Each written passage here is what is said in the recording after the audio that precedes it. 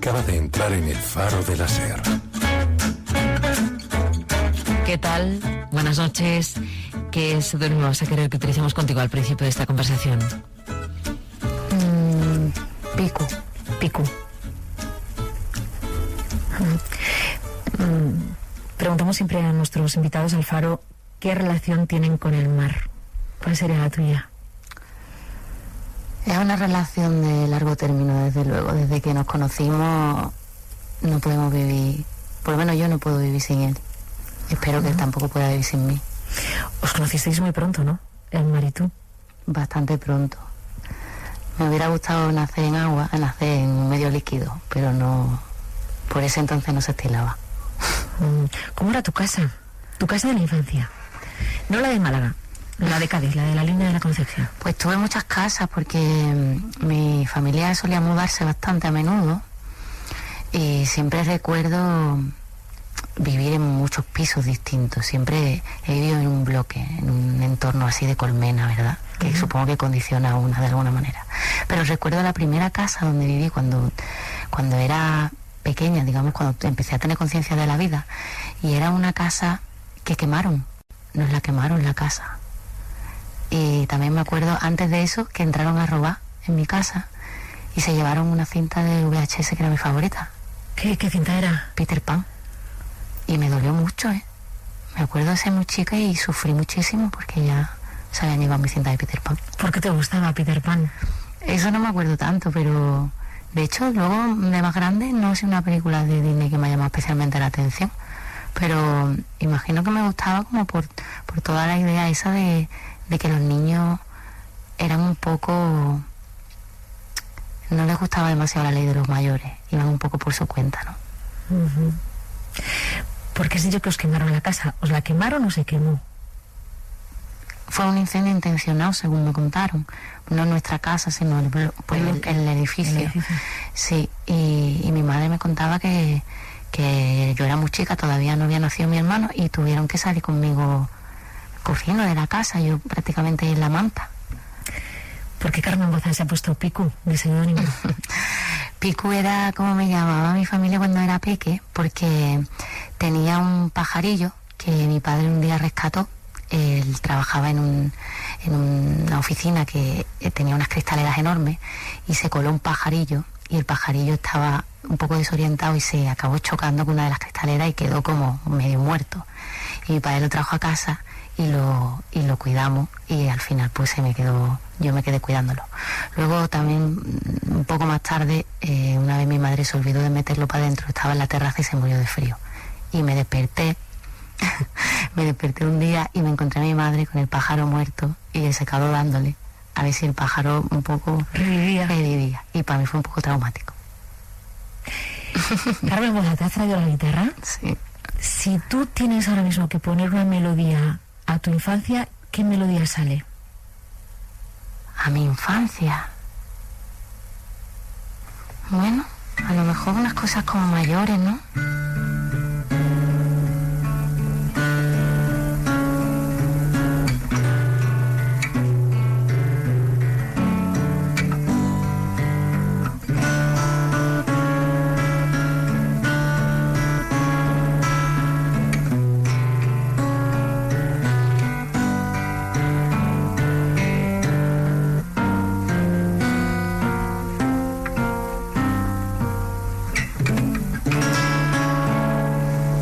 Fallos y todo, creo que definiría bien eso. Carmen Boza, has dicho que quizá lo que te gustaba de Peter Pan era esa vida que tienen los niños, un poco ajena a la que tienen los mayores, ¿no?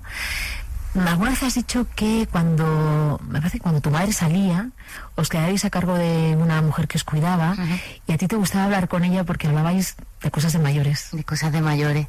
Yo soy 4 años mayor que mi hermano.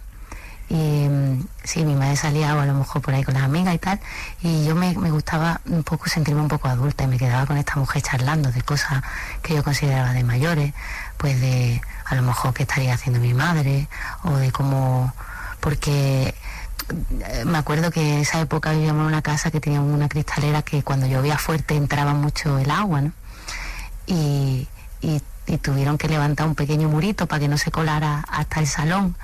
Y yo debatía con ella sobre si el muro estaba bien hecho o no, o por qué se tenía que poner el muro ahí un poco más para adelante. Yo era una, como se dice, me vuelve una revejía. ¿Tú te has sentido siempre especial? Yo nunca me he sentido especial, curiosamente. De hecho, es algo como una definición de una misma que me da un poco de reparo, porque creo que todo el mundo somos únicos y en nuestra unicidad pues está nuestra identidad, ¿no? Pero sentirse especial como de alguna manera mejor que los demás no me gusta, me da un poco de rechazo. Pero siempre me sentí un poco diferente, si es que nos referimos a eso. Un poco diferente de... A veces incluso rozando como la incomprensión de me hubiera gustado a lo mejor sentirme un poco más parte de algo más grande. Te hemos traído esta noche en la que el faro gira alrededor del arroz. Y entonces algún oyente dirá, ¿por qué? Bueno, nosotros siempre os traemos, independientemente del tema que tengamos cada madrugada, porque nos gusta que tengáis esa naturalidad de la improvisación, ¿no? De esta noche te traemos hablando de arroz. Pero la abuela de Carmen Boza, tu abuela, cocinaba muy bien el arroz, ¿no? Sí. ¿Qué plato te hacía, Carmen? Me hacía un arroz amarillo guisado con atún de lata, delicioso, y ella le echaba unos ajos gordos enteros, crudos. Bueno, claro, lo guisaba, ¿no? Y ya una vez que te lo comía, y a mí me encantaba el arroz que hacía mi abuela. Y me encantaba hasta comerme los ajos y todo gordo. Y mi madre me contaba que a ella le gustaba mucho, cuando estaba embarazada de mí, le gustaba mucho comerse ese arroz, pero que lo acabó comiendo tanto que lo acabó aborreciendo. Y que ella pensaba que a mí me gustó tanto porque ella se hartó de comer arroz de ese de mi abuela cuando estaba embarazada de mí. Luego también pasó que hubo una época en mi época adulta, cuando empecé a intentar buscarme la vida, a trabajar y a tener mis primeros trabajos y tal, que tenía una vida súper... estudiaba y trabajaba y tenía todo el día completamente lleno de cosas. Y recuerdo que tuve una relación con el arroz un poco rara, porque solo comía arroz blanco con sal, pimienta y vinagre. Fíjate tú, qué mala combinación, a lo mejor, ¿eh? El arroz a la boza. Bueno, igual descubrimos una receta. No lo aconsejo, a no ser que sea estrictamente necesario. ¿Y por qué solo comías eso? Pues no sé, había un punto, yo a veces soy muy sufrida. Soy sufrida porque quiero, como que me gusta estar en la mierda, si se puede decir. Y comer una comida que no necesariamente esté ni siquiera buena. Eso a lo mejor en ese momento me dignificaba o algo. Yo es que funciono raro a veces. Fíjate que los datos que nos has dado de tu infancia, cambiando de casa a menudo, un robo, queman el edificio, da la sensación de cierta inestabilidad. ¿Es así? Sí, claro. En mi caso concretamente, esa inestabilidad, bueno, por cosas fortuitas como estas que pasaron, ¿no? A lo mejor pues lo de la casa o que te roben, pero desde luego para una mente de una niña se queda como a fuego, ¿no? Y luego pues a nivel mío personal, sí que esa inestabilidad se ha visto un poco reflejada yo creo que, y hoy en día pues cada vez creo que se ven más casos así, pues mis padres se separaron y era como una vida un poco, eso, precisamente inestable, ¿no? Como de ausencia de certeza, de alguna certeza a la que una se pueda agarrar y decir, pues esto es lo que yo soy. Aunque bueno, de alguna manera lo que yo soy es esa inestabilidad también. Y un día te agarraste a la guitarra. Esa. Tu intimidad está directamente vinculada, ¿no?, con la guitarra. Absolutamente. De alguna manera yo, y siempre cuando alguien me dice estoy aprendiendo a tocar y tal, yo siempre relaciono esa búsqueda de una misma. Yo en mi caso la he descubierto en parte como yo soy, tocando la guitarra, en esos momentos de intimidad, de silencio, de comunión con el instrumento, de dedicarle horas sin necesariamente ver inmediatamente el fruto, ¿no? Dedicarte de alguna manera a ciegas a algo, esperando que, aunque sea, se te devuelva un poco. Tu último disco se llama La Caja Negra y no sé si está vinculado, creo que sí, con eso que te decía tu padre, ¿no? Abre la boca y cierra los ojos, y te metía una aceituna. Sí. Bueno, hubiera sido muy bueno también que el tema de hoy fuese las aceitunas. También lo he pensado. Bueno, desde luego, eso me acuerdo cuando acudí un poco a ese recuerdo, porque estaba como tratando de encontrar la manera de exponer de una manera emocional lo que había sido para mí sacar La Caja Negra, ¿no? Y un poco escarbar en toda esa en toda esa experiencia que había acumulado, sobre todo en mi época adulta, pero al final una es pues lo que ha sido, ¿no? Y me acuerdo cuando mi padre me decía eso, al principio me provocaba como un poco de inseguridad. Uh-huh. El cerrar los ojos y abrir la boca sin saber lo que te espera, ¿no? Y a la misma vez pues esa confianza de decir, estará bien, vamos para adelante, ¿no? Un poco con esto. Y de alguna manera veía reflejado en eso, en esa misma sensación, lo que yo estaba sintiendo con abrir todo eso que yo tenía dentro y sacarlo afuera, y decía a la gente, bueno, cierra los ojos y abre la boca. ¿Tu padre lo sabe, que tu último disco tiene que ver con esa imagen? Pues igual lo sabe, porque a lo mejor lo ha leído en algún lado, pero de mi boca no lo sabe. Fíjate que es un disco que tiene mucha textura, no solo por las canciones, sino por los títulos de las canciones. Por ejemplo, Astillas y Esparto. Uh-huh. Me gusta que relacione esas dos, porque desde luego tiene ese punto. A mí me gusta mucho jugar con la sonoridad de las palabras y a veces con lo que evoca, ¿no? Su significado. Y esa aspereza que ambas palabras pues llevan implícita, en parte es un carácter que yo quería imprimirle al álbum, ¿no? Con los textos, con la crudeza, incluso con el propio sonido a la hora de producirlo, de pensar en que no haya artificio, de que no hay coros apenas, todo es bajo, batería y guitarra eléctrica apenas sin efecto. Me gusta mucho tratar de cerrar la obra no solo con el contenido meramente musical y con la letra, sino con todo el concepto que hay incluso en la imagen, en los títulos de las canciones. Quizá en algún momento llegue a hacer eso, que es loquísimo, de con los títulos de las canciones formar también un relatito. Sí. ¿Qué canción te apetece compartir con los oyentes del Faro esta madrugada? Pues como estamos con nocturnidad y alevosía, pues voy a cantar algo que si yo estuviese una noche cualquiera desvelada, pues cantaría seguro en la privacidad de mi cuarto. Esparto.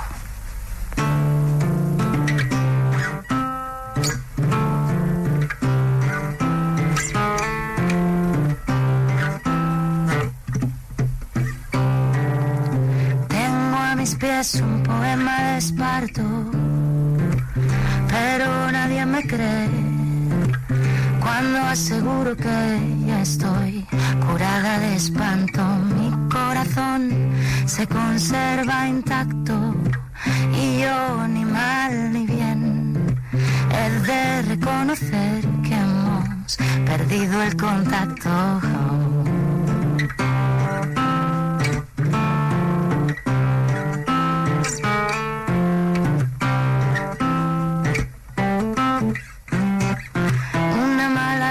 En el momento exacto lo he hecho todo a perder. Ya sabía que no podría si abarcaba tanto, ni con todo a la vez. Ojos cerrados, saca el canto. Ay, ay, ay, ay. Me debato entre la vida o la muerte.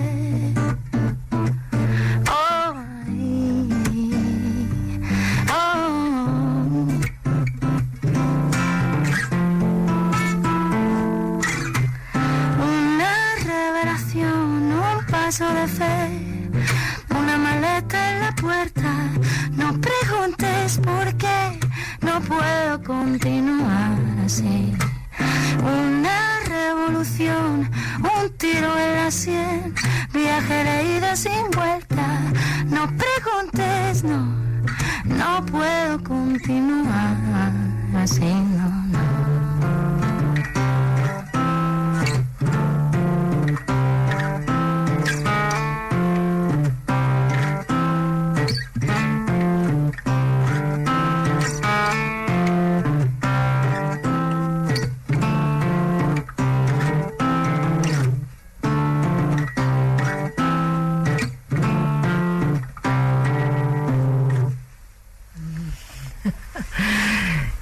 Qué maravilla, qué maravilla. Me debato entre la vida y la muerte. Los juegos de palabras que me gustan. Me gusta mucho jugar con el lenguaje, con humildad, desde luego, con esmero. Pero es maravilloso, ¿no? La posibilidad de el castellano, que es tan rico, ¿verdad? Tiene tantísimas, cada palabra tiene un montón de acepciones, incluso hay palabras que nunca he escuchado. En mi pueblo, por ejemplo, hay muchísimos palabras, incluso en una canción de esta me gusta meter esos detalles, ¿no? Mi madre dice mucho una expresión que es, y se dice mucho allí en la línea, en general en la zona, en el campo de Gibraltar se suele decir, a pique de un repique. A pique de un repique. ¿No? Y tiene esa sonoridad, ¿no? Tan de golpe. A pique de un repique es como decir, ha faltado, vamos, te has arriesgado a pique, casi pasa una ruina, ¿no? A pique de un repique. Y me gusta mucho. También hay muchos palabras que vienen del inglés y de allí, de la que como Gibraltar está al lado, sí, ¿no? Y hay muchas cosas muchas palabras que enriquecen mucho, desde luego. Carmen, cuando estás encima de un escenario, ¿te sientes comprendida?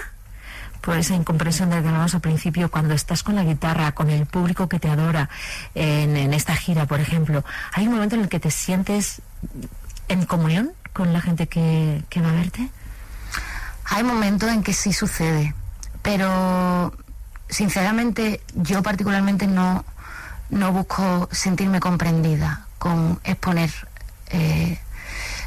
lo que hago en público. De hecho, en ocasiones yo, que soy una persona muy introspectiva y a veces incluso tímida, llegaría a decir, a veces hay ocasiones en que me violenta un poco exponer todo eso en público, porque se le suma el hecho de que uno aspira a hacerlo pues con cierta altura, digamos, ¿no? Con cierta perfección, ¿no? Y entran muchas cosas a jugar en ese momento. Entra tu estado anímico, entra tu agilidad, tu destreza en el momento, que tengas las manos frías, que algo te distraiga, ¿no? Entonces son muchos factores que hay que tratar de controlar en el momento, y a la misma vez pues una tiene que también ir aprendiendo poco a poco el oficio y hacer de eso, de esa cantidad de variables que pueden salir de cualquier manera, algo que haga que la gente que viene a verte disfrute y pase un momento de tranquilidad, de seguridad. ¿Quién dirías, Carmen Boza, que ha sido o es el faro de tu vida o qué?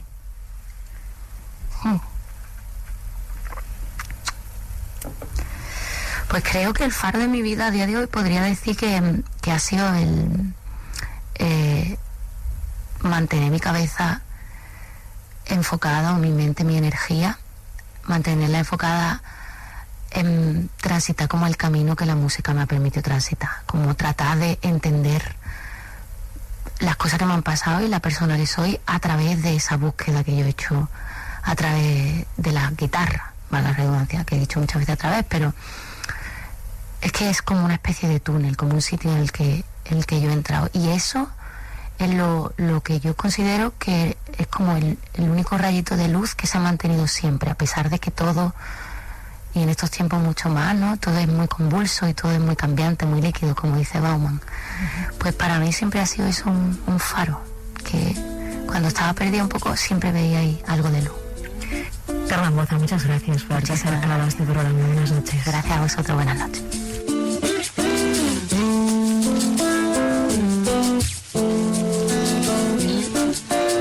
Ya casi se ha borrado de mi mente el zumbido grave y sordo de tu voz. Te veo en las caras de la gente y ya no sé quién eres tú y quién yo. A veces apareces de repente, de refilón en la conversación, y aunque quiera mantenerme indiferente, me pongo mal y me pega el bajón. Gira de conciertos de Carmen Boza, el 14 de noviembre en La Coruña, el 15 de noviembre en Santiago de Compostela, estos dos más próximos. Luego tiene por toda España, pero el 21 de diciembre toca la Riviera en Madrid, donde va a estrenar sobre el escenario este tema, Un golpe de suerte. Sé que yo tampoco lo he hecho bien. Quería protegerme y simplemente lentamente me alejé. Y duele más que nada el no saber, ya lo sé. Duele más incluso que el desdén. Hay días que quisiera ser espía y verte, pero la soberbia me ha vuelto fría e inerte, inerte. Soy fuerte o eso creía, ¿quién se lo imaginaría?